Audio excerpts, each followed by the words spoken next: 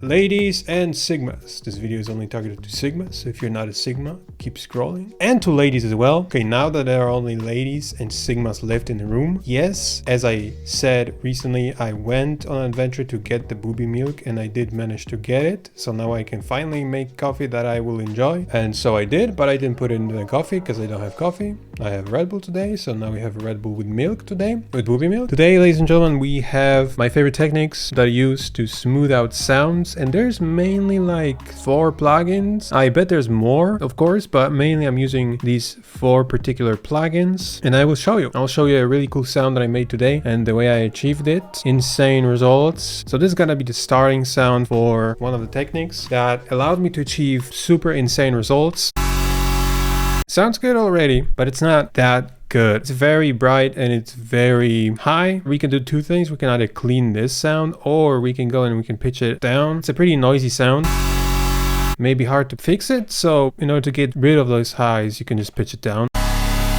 And it has a different quality, which is also nice. If you're making a sound and at the particular pitch it does not sound the way you want it to sound, it doesn't sound great, you can always check different pitches. So now we have 2 different sounds with this effect rack. So this is before.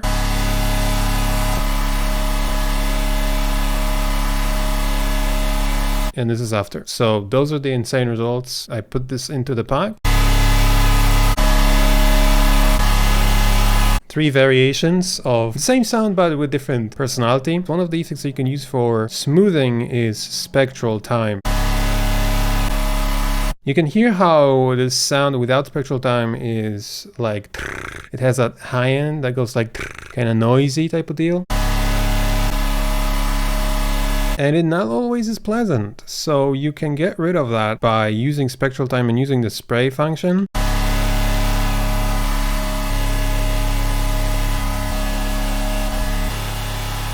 You can spray it heavily too to get really smooth sounds. Sounds cool too.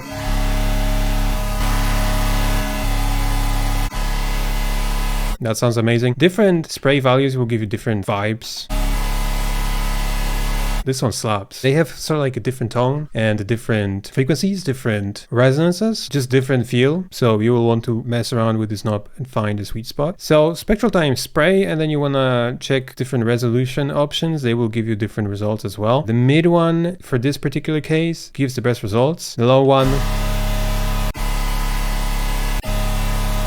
it has more like sticking out elements. It's not so cohesive.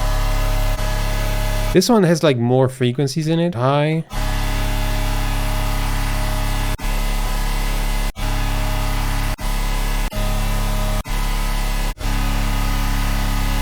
I think we get some more frequencies, but it doesn't sound as good as the mid one. Then we have another option, which is the tilt, which as well smoothens the sound.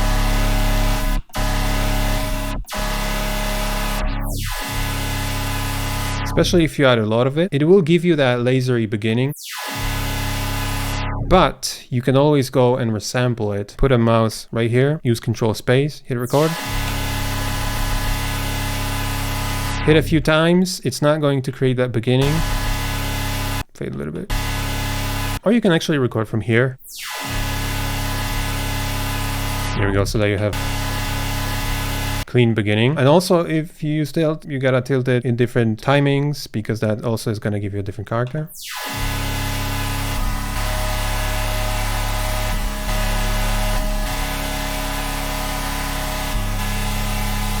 Hell yeah, real good stuff. So you can put that literally on any sound that you want.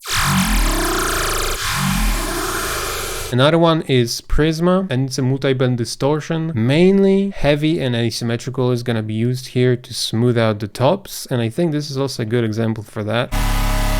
It has that crunch on top, right? We just put Prisma. This can spread it in the stereo as well as smooth it into the white noise.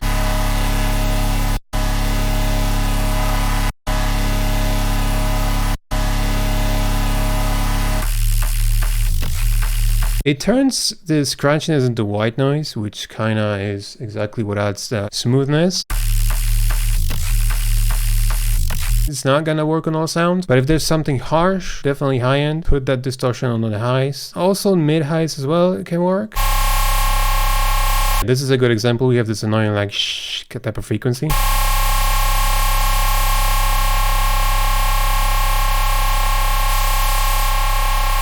It gets smoothened.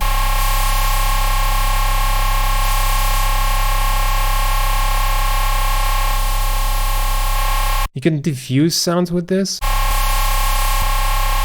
Another one is, of course, Glorious Soothe. It's just life-saving. You target a frequency range or a specific frequencies. I use multiple instances when I'm clearing sounds recently because it just allows me to target specific ones one at a time and just go before and after. So I would say that's pretty annoying.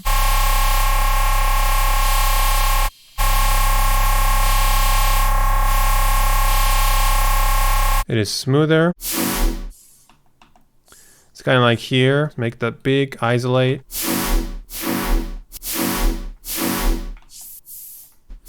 And here as well.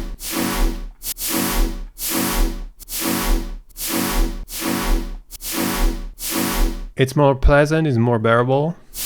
It's more bare bones, bare balls. What else, my G's? Just simply a goddamn EQ. If you have annoying sounds that are just pissing you off, it may be powerful, but it is really annoying. EQ, underrated effect, but you can do a very precise EQing and get rid of those annoying frequencies. Annoyingness.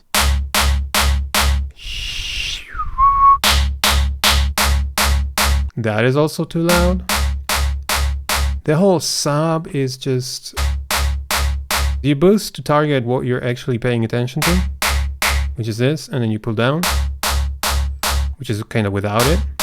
And then you go back, and then you hear what difference it makes. If you start to hear that it actually is annoying once you go cut and boost, then you cut it a little bit, you balance it. It sounds like it's too much. Pull it down a little bit, then go into other parts.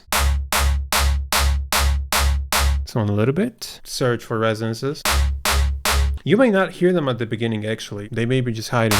But if you pay attention, like scan the frequency range with your ears, you will actually find like, oh, this is standing out too much. And maybe that frequency totally be unnecessary.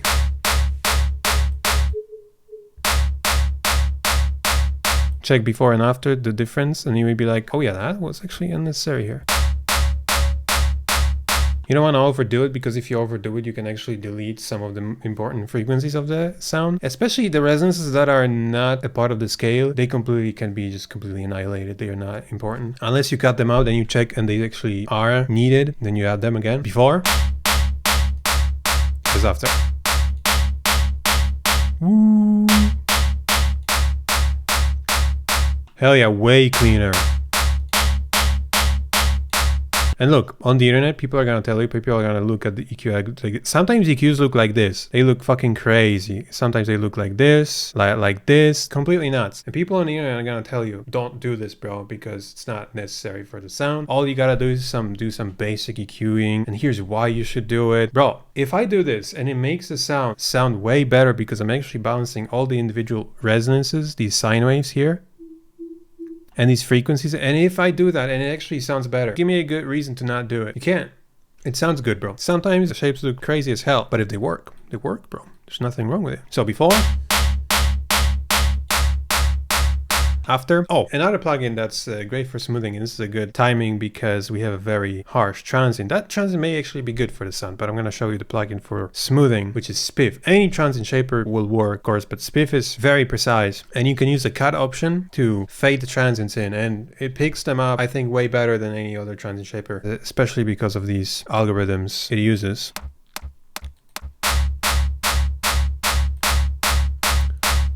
Very snappy.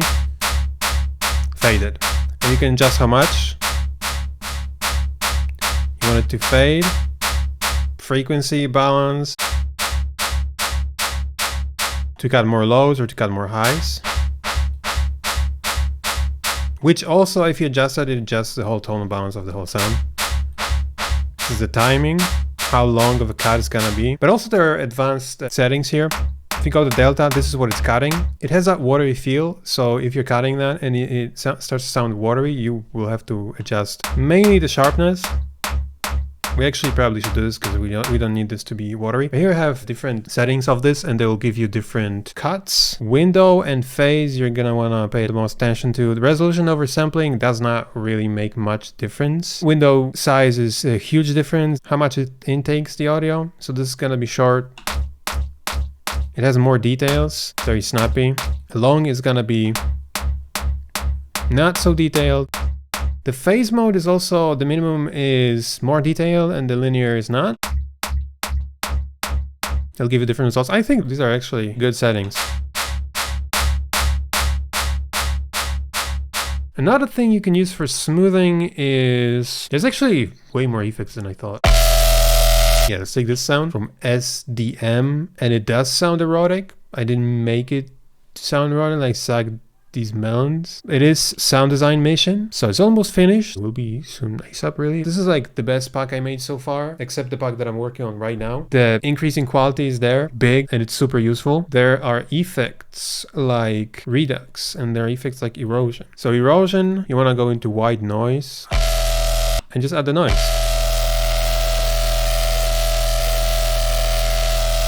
That smoothens it out a little bit. Texture, also the same thing. It adds noise. It's a cleaner one than erosion. You just filter it so that it doesn't have too many lows. This is an option. It's not as clean as using Spectral Time or Prisma. Another one is Redux. It is used for reducing the bit depth and stuff. But if you go on bits too low, you will start to hear the noise.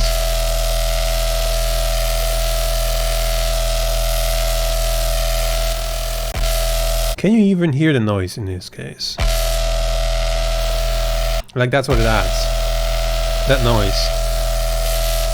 For this case, I would say Spectral Time. You get incredible smoothness. There's one more effect, of course, OTT. It does take a sound that's really imbalanced, not balanced when it comes to the frequencies. Like if you had a lot of bass here, a lot of mids here, make it kind of darker, and if I put an OTT on this, it brings it back to a nice tonal balance, equaling out all the frequencies. It's just multi-band compression. So that's it, ladies and gentlemen. Those are all the techniques that I have prepared for you for today. If you have any questions, slap them in the comments. And the thing is that yes, I did got the booby milk, and yes, I am using it to make beverages, but the deal is that even though I got the booby milk, I didn't got the thing that I really want to get, which is people being satisfied from having a very high quality samples that they can use for their songs to make them sound better and make them higher quality and more professional and just make themselves better producers. If there are people looking for stuff like that, I think they should visit oversampled.us, because that's exactly the place where they can get stuff like that, and I would be really happy if I could help someone. Thank you for watching. Have a great day. See you soon. This video has been brought to you by Oversampled.us, premium sample and preset packs. Sound selection is very important, and we always aim at creating the highest quality sounds possible to help you make professional songs in as easy as drag and drop way with no extra processing needed. We're offering sounds in many different genres. Our most loved packs are the Ultimate Future Bass Toolkit, Cyberpack, Polychrome, and Super Heavy Drums. If you want to sound like your favorite artists, we have packs like Volcano, Castles, Portify, and Resurrection. And if you're in need of quality drums for your songs, don't look any further than our Super Heavy collection with over 2,800 samples in total if purchased in a bundle that will cover all your drum needs. Our most recent pack is sound enhancers, including lots of ear candies, fillers, layers, and more, all to make your songs more interesting. Visit oversampled.us and get sounds that'll make you a better producer.